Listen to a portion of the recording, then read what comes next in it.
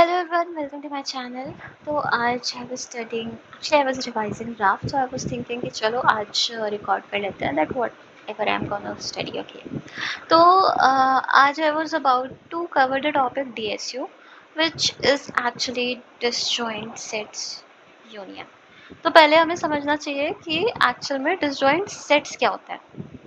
अगर disjoint sets देखें कि डिसजॉइंट सेट्स क्या होता है तो सिंपल भाषा में समझा जाए तो हमारा मान लो 3 सेट है, ठीक है. हम कह दिए इसको S1, इसको S2 और इसको S3. तो हम इन तीनों को डिसजॉइंट सेट तब कहेंगे जब हमारा S1 intersection S2 intersection S3 जो है वो हो जाएगा नल, मतलब इसमें कोई भी कॉमन पॉइंट नहीं होगा. तो अगर अब डेफिनेशन वाइज कहा जाए कि डिसजॉइंट सेट क्या होता है तो आप कह सकते हो कि it is a well maintained distinct collection of object, typically like सब डिफरेंट होता है. Distinct collection of any object and objects can be element. कह सकते हैं कि ये हमारा फ्रूट्स है, ये हमारे स्नैक्स हैं, ये हमारा मे बी स्टेशनरी है. तो this is how we define mathematically what exactly disjoint sets is. अब disjoint set union की बात की जाए तो disjoint set union बेसिकली इसमें दो ऑपरेशंस होते हैं, ठीक है. पहला ऑपरेशन होता है आपका फाइंड और दूसरा ऑपरेशन होता है आपका यूनियन. तो अब इसको भी मैथमेटिकली पहले समझते हैं कि यूनियन क्या होता है. तो यूनियन क्या होता है कि बेसिकली हमारा it is combination of two sets.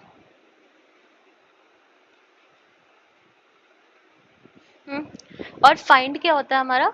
Actually find is a operation जो पता करता है कि if two of the elements correspond to a same set or not.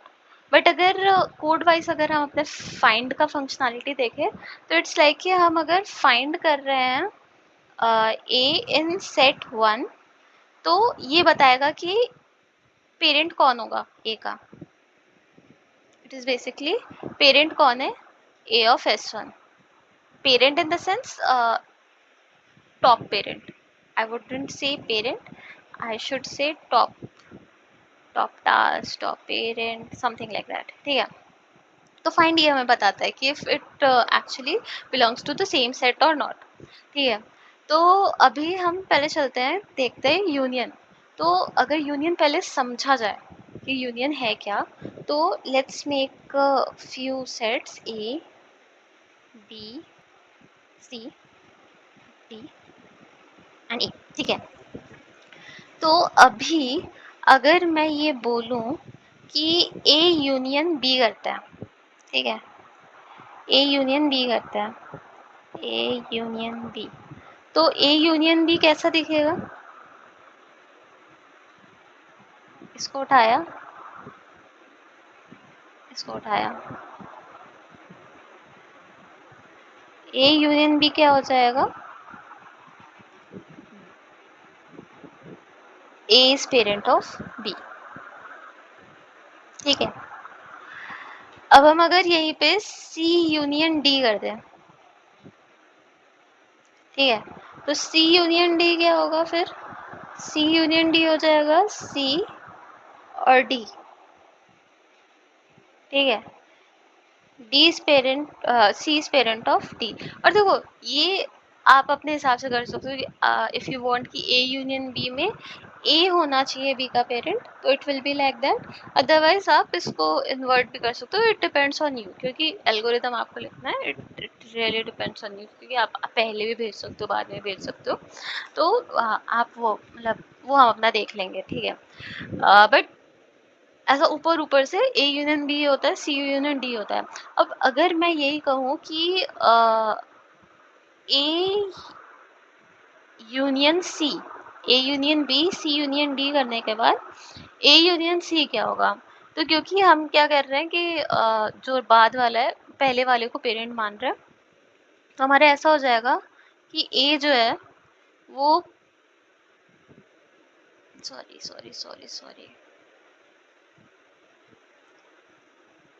तो हमारा जो बी है वो मतलब ए जो है वो बी का पेरेंट है, और यहाँ पे हम ले आएंगे सी को भी, और ये तो हमें पता ही है कि डी हमारा जो है इट इज चाइल्ड ऑफ सी। तो ये हो जाएगा हमारा ए यूनियन सी। ठीक है, तो ये होगी बात हमारी यूनियन की। ठीक है, अब अगर हम फाइंड फाइंड देखें कि फाइंड कैसे वर्क करता है, तो फाइंड इज बेसिकली, अगर मैं कहूँ कि फाइंड पर उससे पहले, फाइंड पे जाने से पहले हमें ये देखना है कि हम इसे अपने कोड में कैसे डालेंगे। ठीक है, तो लेट्स मेक टू एरेज। हमारे पास वो है ना, तो हम इसे कैसे हैंडल करते हैं अपने कोड में। तो इट इज लाइक कि हमने बना दिया इन एलिमेंट्स का एक एरे। ठीक है, ये हमारा एलिमेंट हो गया, ये हमारा हो गया एक पेरेंट एरे। ठीक है, यहाँ पे ए हो गया, बी हो गया, सी हो गया, डी हो गया, ई हो गया। ठीक है, और पेरेंट जब तक मतलब इनिशियली इस वाले फेज पे, यहाँ पे जब हम थे, यहाँ पे सॉरी मैंने इसको मूव कर दिया था ना, तो यहाँ पे ए था, यहाँ पे बी था। ठीक है, तो इस वाले फेज की अगर बात की जाए, तो यहाँ पे हमारा ए का पेरेंट था, बी का पेरेंट था, सी का पेरेंट था, और डी का पेरेंट था, और ई का पेरेंट था। तो हम वैसा ही लिख देंगे, ए का पेरेंट, बी का पेरेंट, सी का पेरेंट, डी का पेरेंट, ई का पेरेंट। ठीक है, अब जैसे ही हमने ए यूनियन बी करा, ठीक है, हमने ए यूनियन बी करा, तो अब एलिमेंट तो सेम ही रहेगा, हम पेरेंट के लिए अलग से बना लेते हैं। ठीक है, तो हमारा parent of A union B कैसे डिवाइड हो जाएगा कि बी पे हम जाएंगे और कहेंगे बी तुम्हारा पेरेंट अब से ए है। ठीक है, ए रखा, ए रखा, ये इन सब पे कोई फर्क नहीं पड़ेगा। ठीक है, अब फिर दूसरा हमारा था सी यूनियन डी। ठीक है,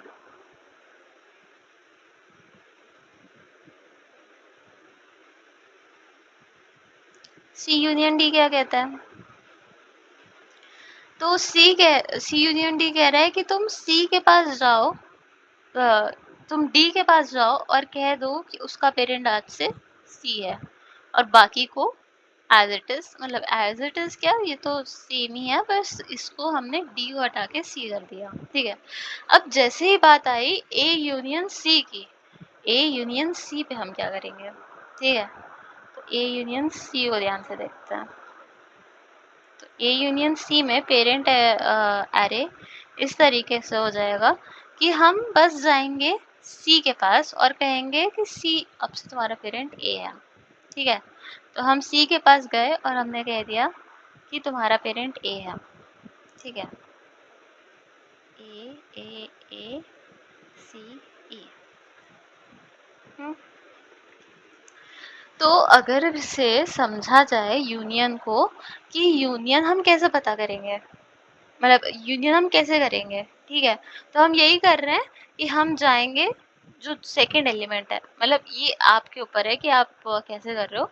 आपको पहले एलिमेंट पे करना है कि मतलब आप ए को बी का पेरेंट मान रहे हो, तो ए को रिप्लेस करो, और अगर आप ऐसा मानना चाह रहे हो कि बी ए का पेरेंट होगा, तो आप बी को रिप्लेस करोगे। ठीक है,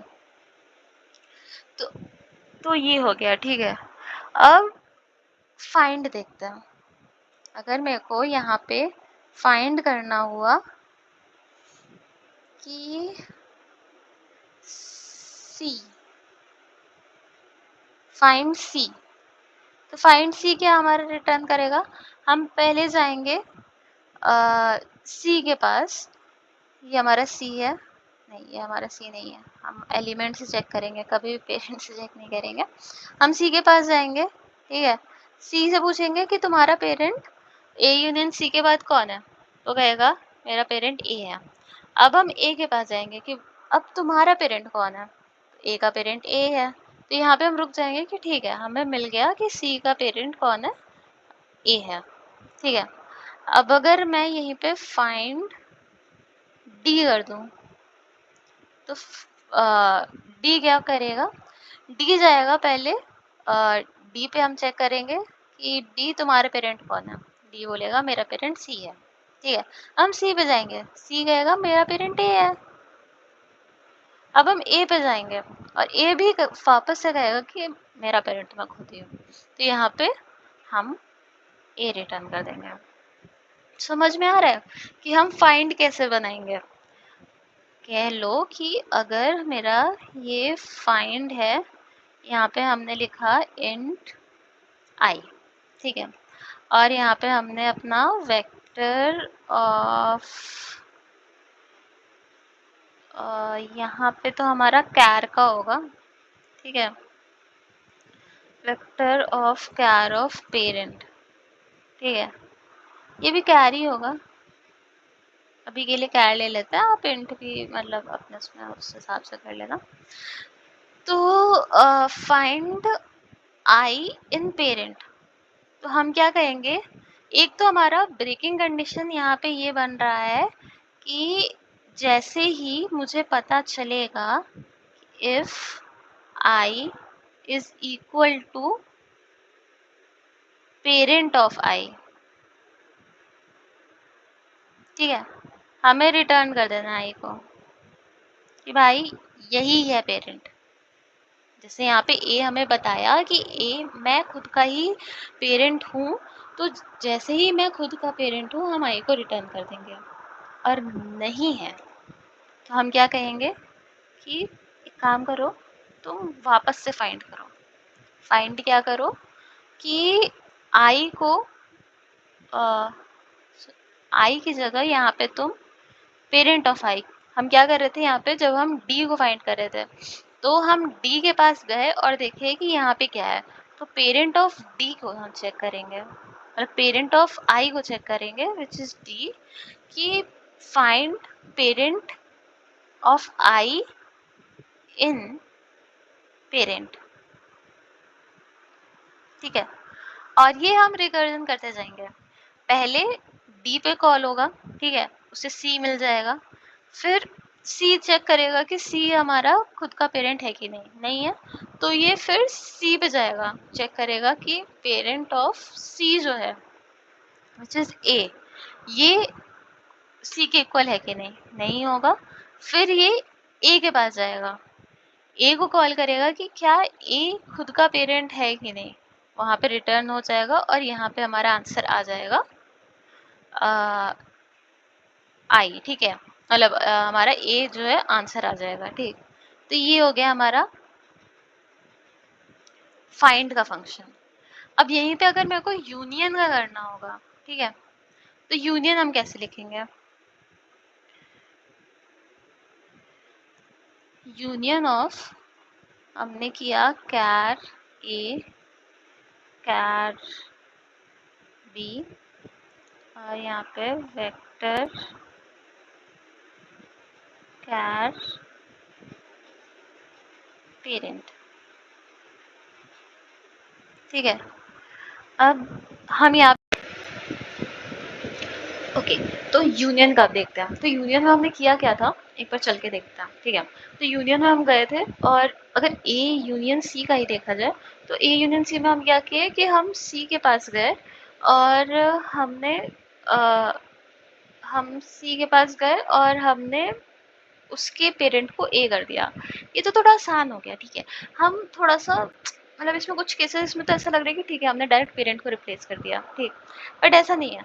अगर हम थोड़ा सा डेप्थ में कोई एग्जांपल लें, जैसे ये हमारा ए बी सी डी था, ठीक है, अगर हम बी और डी को करते हैं, ठीक है, बी और डी का यूनियन करते हैं, यहाँ पे हो गया हमारा ए यूनियन बी हो गया, सी यूनियन डी हो गया। अब हम क्या करेंगे, नया कलर चूज करेंगे पहले तो, ठीक है। अब हम यहाँ से क्या कहेंगे कि हम अब कर रहे हैं सॉरी बी यूनियन डी, ठीक है। अब बी यूनियन डी के लिए हमने वापस से सॉरी हमने वापस से एक एरे बनाया, यही तक बनाते हैं, यही तक दिख रहा है, इसको बंद कर देते हैं ऐसे, ठीक है। तो हम पहले देखेंगे कि बी बी का पेरेंट कौन है। बी के पास गए, यहाँ तक हो गया था ना हमारा, नहीं यहाँ तक हो गया था, हाँ। तो हम बी के पास जाएंगे, बी का पेरेंट देखेंगे ए है, ए का पेरेंट कौन है, ए है।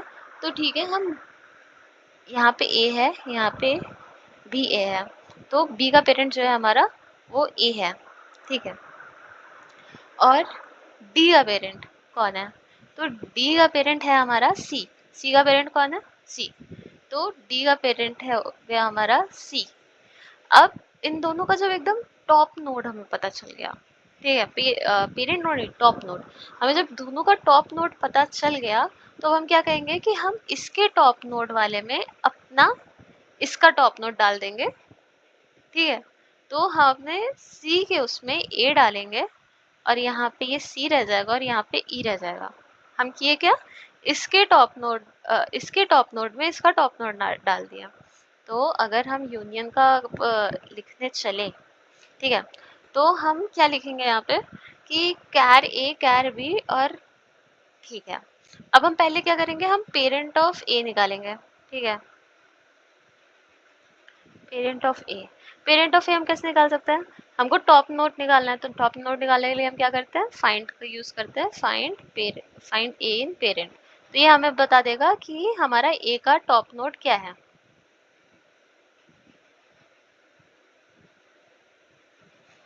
ठीक है।